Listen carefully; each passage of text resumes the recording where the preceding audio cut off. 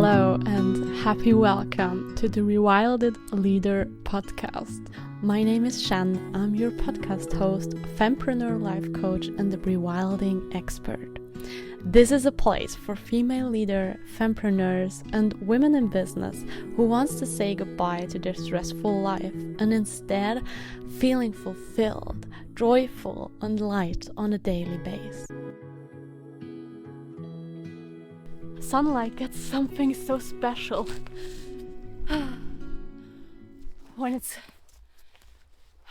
when there is not a lot during the day. It gets so precious as all the things, right? Soaking up every sun ray. Hello and happy welcome to another episode in the Rewilded Leader podcast, and I'm so happy to do this episode today because maybe you can already hear it and see it in the video that this is a very special episode because I'm in the forest. It's very cold here. But I absolutely wanted you to take you to that place because it's a very magical energy and a very also rewilded energy.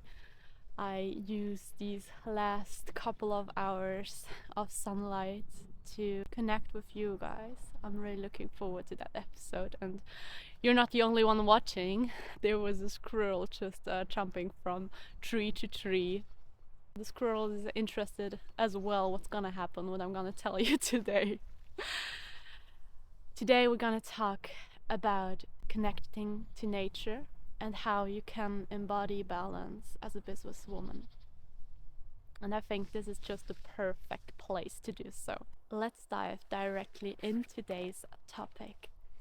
How can we rewild? How can we embody balance in our daily life when we are a female entrepreneur, when we have our own business, and when we are self-employed? When we are the leader of our own businesses, we have a lot of responsibilities, right? And thanks to internet, thanks to the online world, we have found a way to do a lot of things in a much easier way. I mean, only the fact that we can type into a Word document and we can just with some taps find it over and over and over again. It's not the same thing back then in the days when you have to write it all out and you have all the spaces where you can lose this piece of paper. So yeah, thanks to the online world, but at the same time this makes that we spend a lot of our time in our head and connected to online world. When we look at that online world on a little bit more energetic level, let's say, then when we are in front of a screen, there are mainly our chakra, our head center, our head chakra working. So also all that touches your eyes and also your brain and so on. And when we look to have or to live a balanced life, it is not only about looking how much do I work and how much do I not work. It's also much more looking what do you do when you do not work. And I know that as a businesswoman, it's very easy to come back home and then you just want to be to calm down, you know, when you have thought about so many things the whole day, then you just want to calm down. And what do? We watch a film, or we just hang out with friends through Zoom or whatsoever, because maybe our friends are just not next to us. So we still spend a lot of time after work on our laptop, in our screen, watching screens or our phone or scrolling through Instagram or whatsoever. And this, on an energetic level, does not create balance. It makes your third eye chakra even work more and more and more. So in order to create a holistic balance, we need to focus on our lower chakras. When you have no idea what I'm talking about, chakras are like energy centers we have in our body, and in each chakra there are different energy qualities. And when we are in alignment, the optimum is actually that we have our chakras balanced. In order to do so, we have to take care about our energetic balance.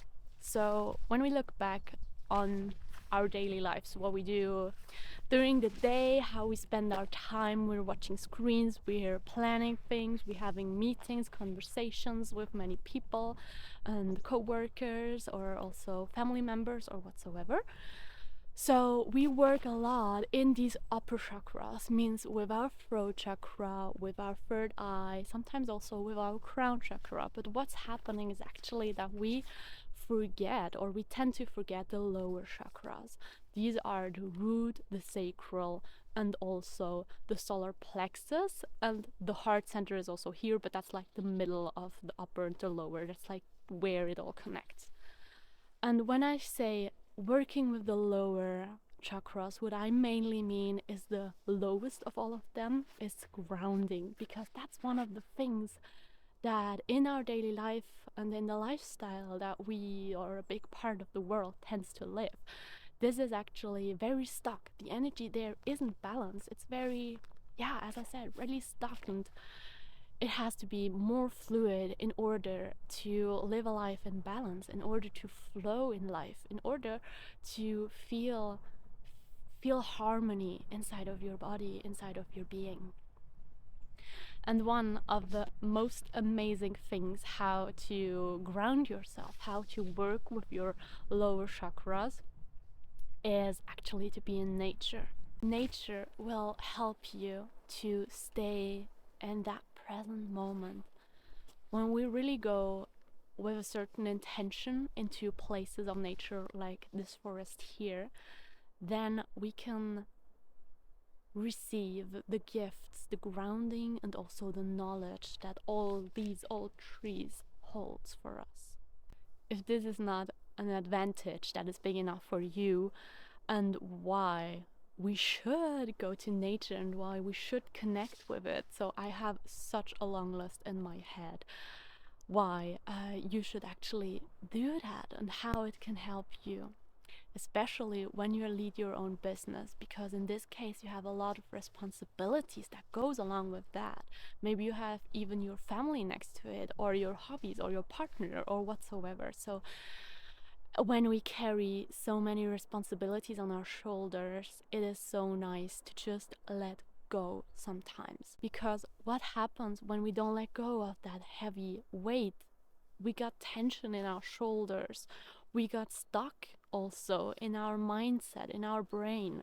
We feel super drained and exhausted in our lives, and that is not what we want. As a leader, we need to gather all our resources in order to lead our business, our family, and also our personal well-being in a way that feels actually easy. That is what we want, right?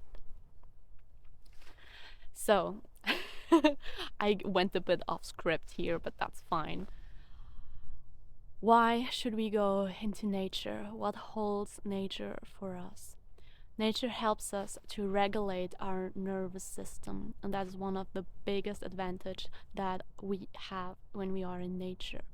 When we go into nature with a lot of unbalanced feelings, don't want to call them negative, but as example, we have anger, or we feel super stressed, or we are so busy in our head and there is like no calmness in our mind. Or when we feel super sad, or even a little bit kind of depressed and exhausted, just by being surrounded with nature can help us to regulate these emotions. On a physical level, nature helps us to get fit and to keep us healthy, because when we are surrounded by nature, we automatically improve our eyesight. I mean, how amazing is that? I talked with an optician once, and he said, "Oh yeah, that's actually proven that when you go a lot in nature, that your eyesight gets better and better, and then when we are behind a screen, it gets worse and worse. When we go for a walk in nature, when we are surrounded by this calm environment, we automatically stimulate our digestion, so it can help us. It supports us actually being in nature and moving our body to digest in an easier way. It lowers our heart rate. It improves our immune system. And as you may hear, I get so excited about that fact. I mean, it's just being in nature, and we can get so much more health in our life just by being here, by benefits, by taking the benefits out of that beautiful, beautiful environment. And I mean, what is more beautiful than be surrounded by earth, by the place we are all coming from? I mean, I am a part of what is around me now, and all that is around of me is a part of me. There is such a beautiful connection, and as I go into the forest, I always felt that I get so much more present in that right moment. I become more aware of what's going on, of what's happening inside of me. And I can see things in a very clear way. I'm very curious if you noticed something similar when you go to nature. Going into the forest, going to nature is actually also a part of our spiritual practice. As I said, here we can really feel what it means to be human. Maybe you have your instincts that are getting like more sharp when you are in the forest, because you hear new sounds, or you see, or you smell certain things that you don't smell when you are at home. It's really coming back to our essence in a way, especially when we do it alone without our phones. And that's why I get quite humble when I'm in the forest. And I think you can feel the same thing, that when you are just surrounded by nature, there's a moment that you feel maybe also very small, because you have a lot of trees around you, because you know there are so many animals right above you. And this feeling of being part of that big system, of all that knowledge that is transported through the roots of all these trees, through mushrooms. I don't know if you're interested in these kind of documentaries, but they are so interesting, honestly, how a forest is communicating together. So if you want to geek a little bit on that and get some nerdy stuff, I really recommend you to search for some documentaries in this field. Maybe it's even a good idea, because after that I think you will walk through nature with a different mindset, with a different intention and attention. As we are on our spiritual journey, and also maybe interested in personal development, we also have to know and to be aware that when we do personal development or spiritual development, when we are meditating, when we are daydreaming, when we are visioning, then we really also work a lot with these upper chakras, and we completely forget the lower ones. For me, spirituality is a kind of a dual thing, you know. There is that part of being spiritual and feeling that we are so much more than what we can see, but on the other hand side, there is also that physical body. There is also being human, being part of that system, quite being like an animal that has needs. And yes, as humans, we have so developed brains, and we can do a lot of great things with them. But we tend to forget that we have that body as well, that want to be nourished in a good way, that want to be moved in a good way, and that want to feel grounded in this nature, in this place on Mother Earth. Because of all these points I just mentioned, you see now that there is a big reason and a big gift waiting for you when you spend time in nature, especially if your gift is to rewild, when you want to feel your wholeness again. And yes, you can do spiritual development and personal development and nice self-reflection to know what are your gifts, what are your your challenges, what are your fears, how you can work with them, and so on. But you cannot feel whole when you only work with your brain, because you are not whole. Your brain is not your wholeness. Your wholeness goes beyond that. It is your body, it is your physical needs, it is your animal spirit, your animal instincts that we all have in us. So I think it is really time and really important for all the ones among us spending a lot of time also in the virtual world to not forget coming back to that place here. And it's so nice I'm saying that to you, and I realizing that this is also an amazing reminder for myself.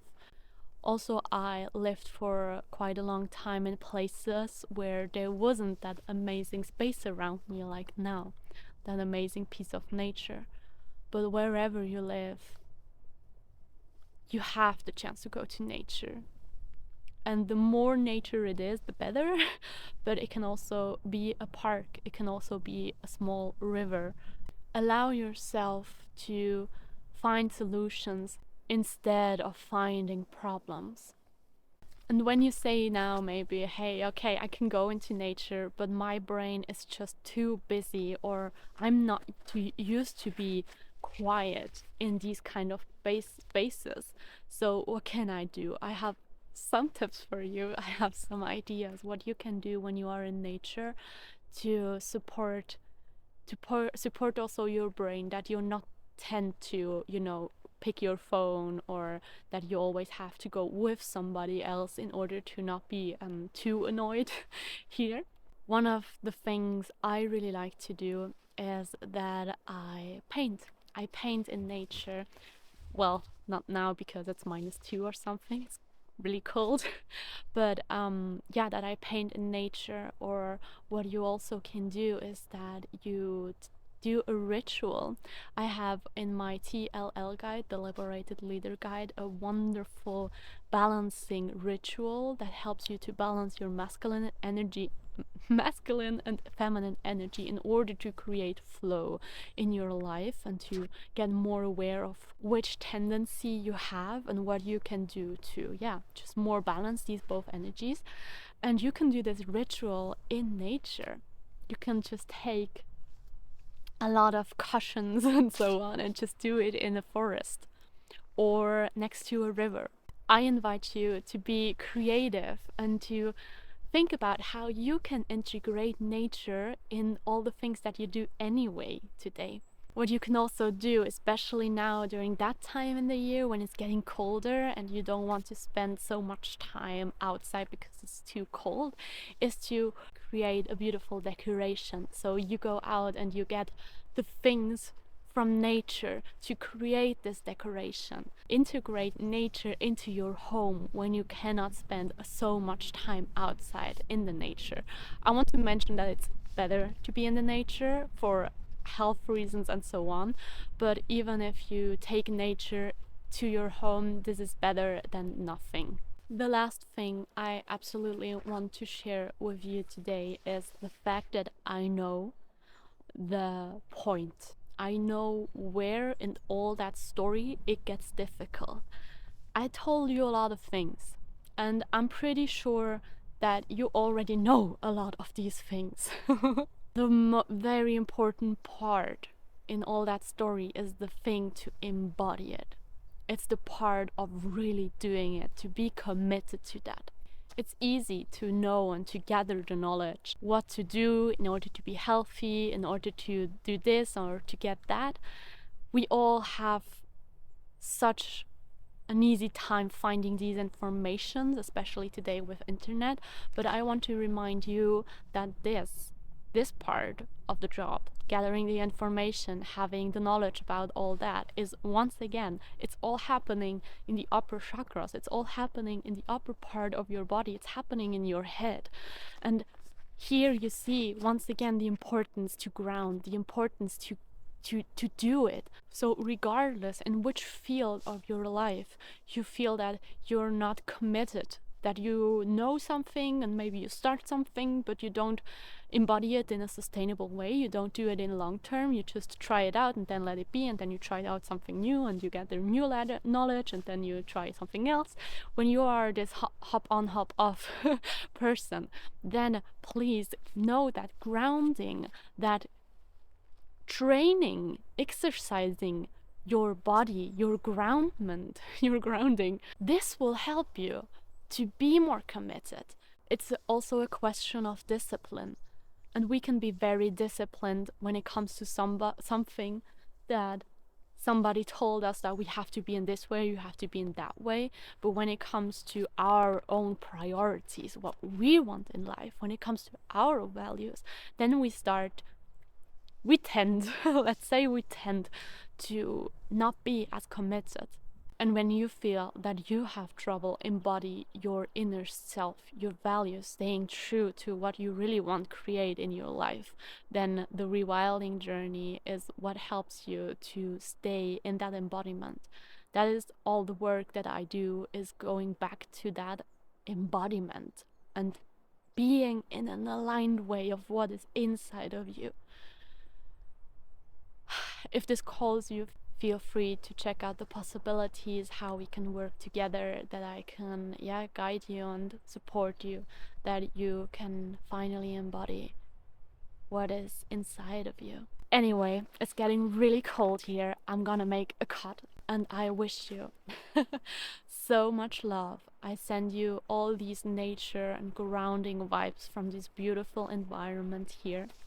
Don't forget to subscribe to my newsletter, because in December we're gonna make an advent calendar. So 24 inspiring messages are waiting for you in December in order to feel more self-love, to create relaxation during that busy time of the year. And when you are a part of my newsletter, you get invited by the 29th of November for free. So yeah, it's really worth joining that, especially if you need some time to connect with your inner self in that time of darkness, in that time of coziness, in that time of reflection that we are entering right now. So much love to you. Thanks for being here. Let's rewild, honey.